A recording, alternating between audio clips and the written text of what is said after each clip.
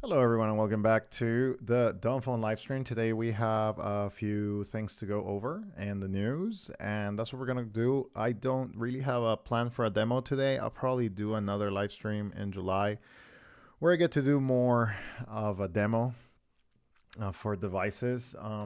So far, I have some new reviews, but I wanted to talk about some of the most popular devices that have come to the to the market and to kind of like our realm in the last little bit. I think it's kind of cool to see how how the market continues to get larger and larger, and I continue to see good products. Enough phone. That's another one that we'll talk about today. Oh, enough phone. .co. That's what it is. Okay, cool. That's more smartphone adjacent, but I think it's good to just highlight it. Anyways, so let me go to the link, post it. Some of you probably are not here yet, and that's okay. But yeah, super excited about some of these devices. And I think it's going to be very interesting to see how it all works out and how how everything is planned. So, kind of interested to see how these devices pan out and whether they're going to actually be good contenders in the minimalism and dumb phone space. So let's get started today with the Commodore Callback. This has been, okay, number one, this has been posted so many times in the dumb phone subreddit. I had to do something about it because it was too much. I mean, like, there is enthusiasm and people talking about it, and that kind of stuff. But there is an issue when you have what I would consider astroturfing, where you have like post after post after post. Like, I mean, it was about 36 posts in the span of like a few hours. And that's just odd because it's like, okay, we clearly see that there is, something that people want to talk about here, but the cadence and the kind of account. See, this is the thing that you don't see on the back end that I get to see is that given that I'm one of the moderators for the subreddit, I get to see like what kind of account, how long they have been on Reddit. Oh, that's not what I wanted to do. How long they have been on Reddit and what is it that they're like posting usually. And you see a bunch of fresh accounts or accounts that have been inactive for years, and then all of a sudden they post, and I'm like, okay, there is definitely some marketing guerrilla, if not astroturfing, about this phone, right? And from the get-go, let me say that this phone has a lot of promise. It has a lot of promise, and I think it will deliver in certain areas, but I think it will not deliver in other areas. So the first thing that you need to know is price, right? So when you go to the price, they are on batch 9 of right now of 500 people. So they're doing batches of 500, and kind of like going like that. So far, they have completed 8. So that's about 4,000 units. I think they're going to make it to 10,000 units probably by the end of the month, July, not June. And yeah, I think there'll be about 10, maybe 20,000 units out there for this device. Maybe more. I think the probably 50,000 is probably one of the better estimates. And then they have like the Starlight Edition. They have the Basic Beige, the Proto Pet White. And then they have the Founders Edition, which costs $640. Don't get the Founders Edition, just get the regular one. And then they have 2 premium. They have memory, which is recycled memory, and premium memory, meaning fresh chips or maybe recycled from a different phone. And then you can pre-order it, right? So I think the phone has a lot of promise, but here's where it gets a little fuzzy, and I'll tell you why. I've been in this space for 7 years, and I think that the phone has promise, but it also has a major flaw, and that is the operating system. So when it comes to the operating system, is great for privacy, right? So privacy reasons, digital minimalism reasons, it can be a good thing, actually a great thing. Having Selfish OS is excellent, but at least for North America, like I'm talking about it from a North American perspective, which to be honest, you do need the North American market at some point. Maybe not in the beginning, but at some point, you do need the North American market in order to succeed. And one of the issues is that Selfish OS has never been reliable here in North America. I have a Selfish OS device. They do also kind of like big devices, smart devices. And one of the biggest issues is just connectivity here in the United States. It works with T-Mobile. Never have an issue with T-Mobile. But whenever you switch to AT&T and Verizon, it's a little bit more difficult. Another thing, and this goes into their FAQs, right? So can it run Android apps? Yes. Callback is not an Android phone, but Selfish OS can run most Android apps through a securely sandboxed Android app support environment. A small number of apps, mainly banking related, may not work if they depend heavily on Google Play services or Google Secure Service.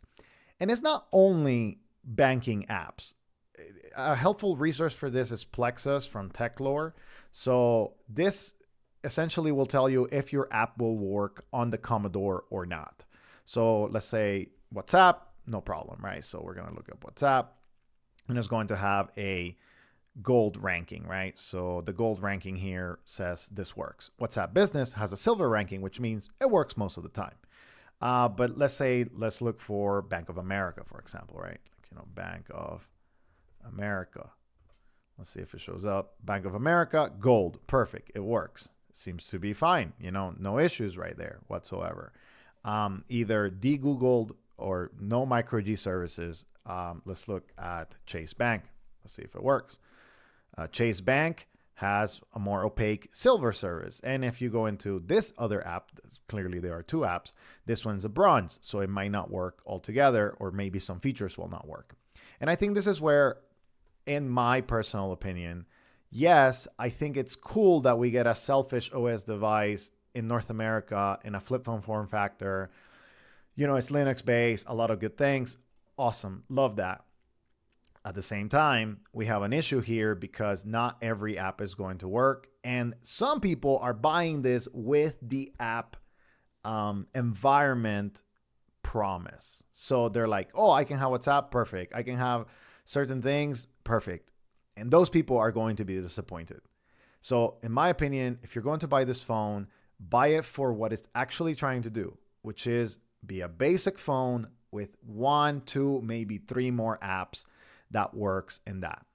Now, here's where it gets dicey, and I don't think that they mean this, but they need to probably get better at this. So MMS messaging, this is another fallback here in North America. It says, yes, MMS messaging is supported for multimedia messages such as high quality images and small videos. Number one, MMS never delivers high quality images, ever. Let's be clear here. Compression on the carriers is never high quality. So it's not going to be high quality. Small videos may play. That's it, period. Just put it out there. But then group MMS, meaning group text messages, will not work. So again, this is going to work well for people that have WhatsApp, have Signal, have an application like that. And it will not work well for people who are just trying to use it as a texting device, just the regular thing. So I want you to keep those things in mind. These are my thoughts. These are my things that I have been able to observe over time. It does not support RCS messages because RCS is necessary to have Google servers. And it says, however, it does support apps to provide access to Apple iMessage such as Open Bubbles for an RCS-like text messaging experience. But if you don't have an iPhone, or if you don't have an iPhone account, then this may not work. And then we go to, there are a lot of implications into this. And maybe what I'm trying to say is that I do like the idea of this phone, replaceable battery, getting a flip phone form factor, having the ability to not use Android, and, have the independence to side install whatever app you want. Those are all very good things. At the same time, I think the pitfall of this device is that it still requires a touchscreen. It's still going to require, certain workarounds. It's not going to be as seamless, right, as the company makes it out to be. And again, this device honestly is truly for the enthusiast and for somebody who is willing to make some compromises. But I don't expect it to work from the get-go with Verizon and AT&T. Personally, maybe they will make it work, but personally, that's not my expectation. And also, here's another thing.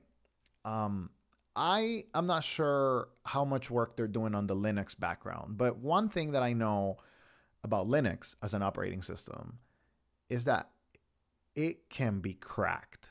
So they're saying that you won't be able to install, any application that is only web browsers and social media apps are blocked at a system level using our patent pending tech. I'm skeptical about this because I know that Selfish has a terminal, right? It has an actual terminal. And I could just run a command and essentially do away with their patent pending tech blocking algorithm. Selfish, as far as I know so far, doesn't have as much control, granular control, as Android has with something like, for example, the mobile device management suite. And that's going to be tested. I'm going to be testing this. I'm excited about it, but I'm also skeptical. Also, the other problem is that you also have devices that are cheaper or even at the same price with more reliable infrastructure. Let's put it that way. I think this phone will be great for Europe. No issues. I think it's going to work pretty well. But also you have the issue of not everything will be D-pad compatible. And I know that not everything will be D-pad compatible also makes me less likely to say this is going to be a resounding success. I think it's already a good thing. I think this is a good project. But I also think there are a lot of questions to be answered, and I hope that they get answered over time. Another thing is the battery. If you see right here, it uses a 1500 milliamp hour battery.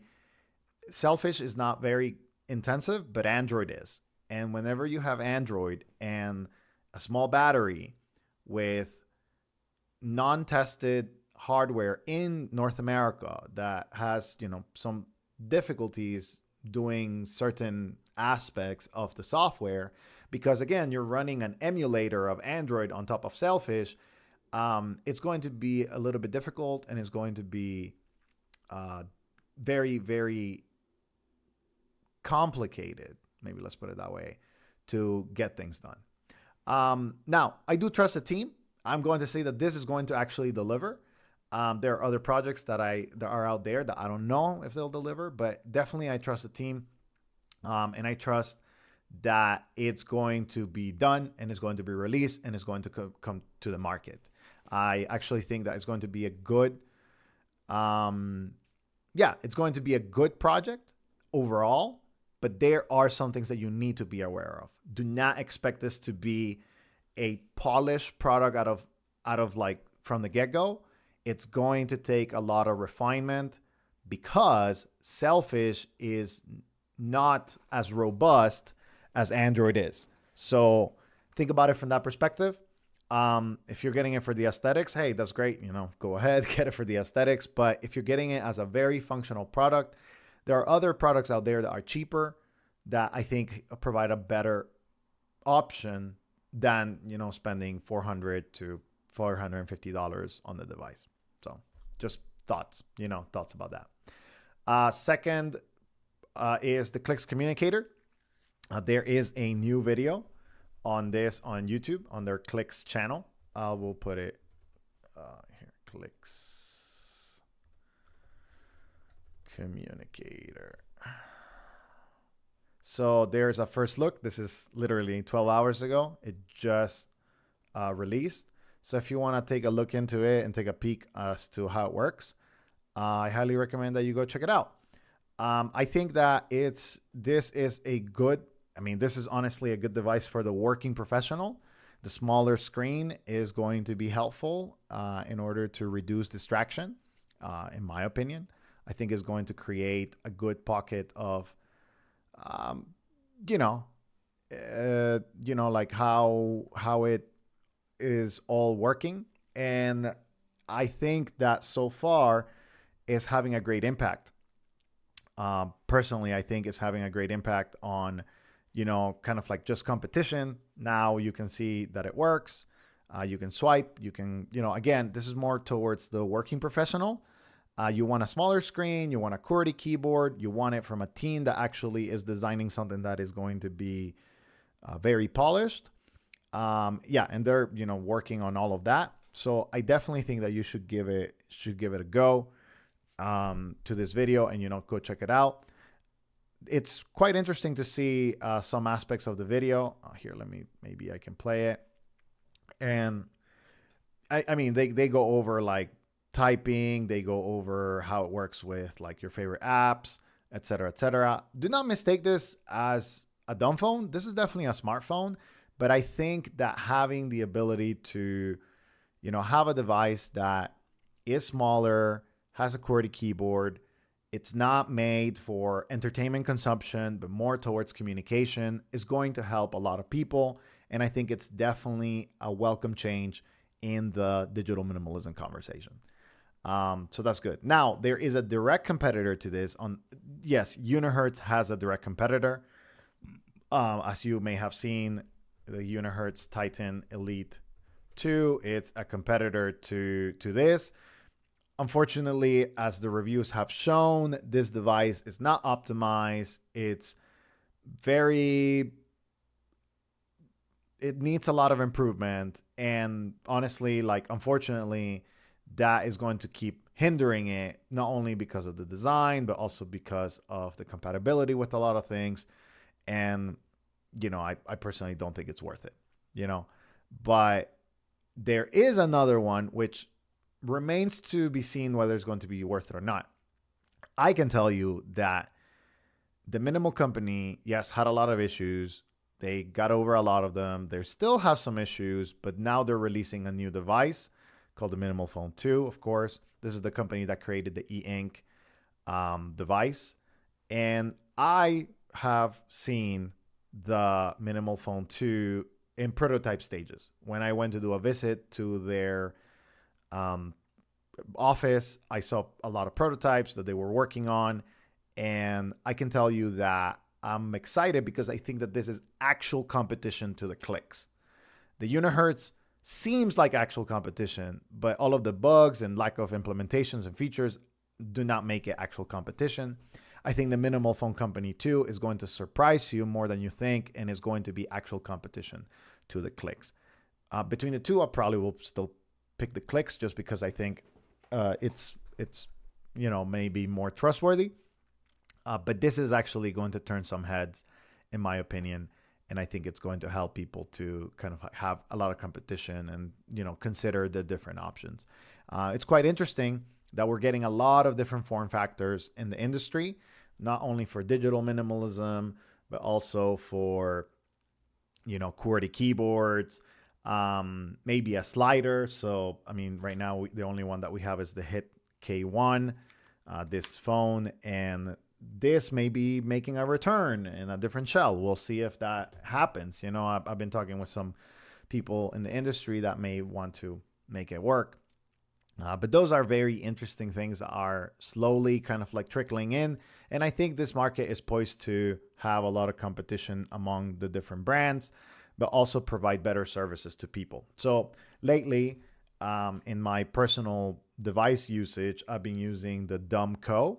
I also want to shout them out. They have a very retro website, but they have essentially a flip phone and they do a lot of customization. But I think the price is just extremely inclusive for a lot of people. I mean, $20, even their plans, which are from, I think, if I recall correctly, $15 to $25 or $15.99 to $25.99. Let's see, how much does it cost? Yeah, here it is. So the phone itself is $20, and then you pay them, at least for 4 months, you have to commit to pay them $25, $20, or $15, and you get different features with that. They're really, honestly, making the experience very nice for $20, and I really, really want to shout them out. They are making something really cool in the market, really something that I appreciate when a company takes the time to make things a little better, improve the experience, and do it at a price that a lot of people can do. A lot of people can enjoy. I'll put a link there also if you want to go check that one out. Um, Joe asks, will the minimal phone 2 have an e-ink screen or full color like clicks? I expect, this is from the last time I checked, I expect this to not have an e-ink screen. Um, I I mean, we were talking, this was early prototypes, but I don't expect it to have an e-ink screen. I do expect it to have a lot of customizations to not have distractions, but I don't expect it to have an e-ink screen. Unfortunately, that's just kind of like the reality. I think the space for e-ink is unfortunately shrinking, and I don't necessarily think that that's the fault of the companies. It's more of the fault of e-ink, their pricing, and their lack of optimization with Android. I think that it comes down to that. There is a lack of optimization with Android that I think needs to be thought about and worked on. So yeah, another important. There's one more project. This one comes kind of from the community, right? So like in the digital minimalism community, it's called Dumbphone. And the idea here is that it is going to be a small device that most people can use and enjoy. So instead of being like a 6.7 very large footprint of the device, is going to be more compact. And we know the smaller the screen, the less the distraction. This comes from friends of the Dumbphone world, though, Austin, Brennan, and Will. If you remember, Austin and Brennan worked on a device called the Sleek phone in the past, sleek.io, and they essentially customized a Pixel to be simple, to block apps, and to not have any distractions. That's what they are known for. And Will comes from the Dumb Wireless world, which is a company that sells dumb phones, and they decided to team up to bring a smaller device out there that has less distractions for a lot of people. But there will be also a variant that you can choose if you want to just have a smaller smartphone. And a lot of people are excited about it. I am personally excited just because it brings down the size from something so big. I mean, we used to have these massive, it's still to this day, we have these massive devices that nobody wants, but companies are not having the guts to give smaller phones because they want to keep you engaged, and it's difficult to do that. I'm going to put their link if you want to learn more about that, also in the links in the side and in the description eventually, once I do the description later today. There have been some updates on more regular, devices like the Mudita. So right now they're running a sale, but there was an update 1.5. Very good to see that. Sunbeam Wireless as well. They also continue to update things. If you go to their like support and updates, you see that they're constantly making things like, you can filter by model as well. Like see F1 Pro, backup, that was May, June 22nd. They updated the calculator, calendar, has maybe April, camera, clock, contacts, diagnostics, dialer just now improved in June 22nd, email released June 8th to fix a login with Microsoft accounts, the keyboard May 18, launcher, etc., etc. You can see all of the different software bug fixes, syncing. This was just released yesterday. Sync, fix time zone issues, fix sync contacts. They're constantly making the devices better and better, which again is just very nice to have that from a company, right? Another two companies that I want to shout out. I do have very little time today. I have a lot of errands to run, and also today is the last day of the month, which I've been traveling. I finally got back, but I do need to do this to keep the streak. I really want to do 12 live streams this year. But the Wonder Phone, they have a few updates on their device, and also Keyphone. I think it's keyphone.tech. Yes, keyphone.tech. They have the latest updates as well. They have been doing updates on their devices. So these are also devices that are continuing to be reliable and worthy of your consideration, because when you have a team that is making the phone better and listening to feedback, I think, we should call that out and say like, hey, these are teams that are doing. So we have a larger expansion of products and companies that are willing to take feedback and to make improvements. And I think that's a general win for the Dumbphone community as a whole. So really happy to see a lot of these devices, being improved and continuing to, like slowly be kind of like receive those updates, but also just gather enthusiasm, right, from the community as well. I'm going to go to the minimal phone to an X. I think they made a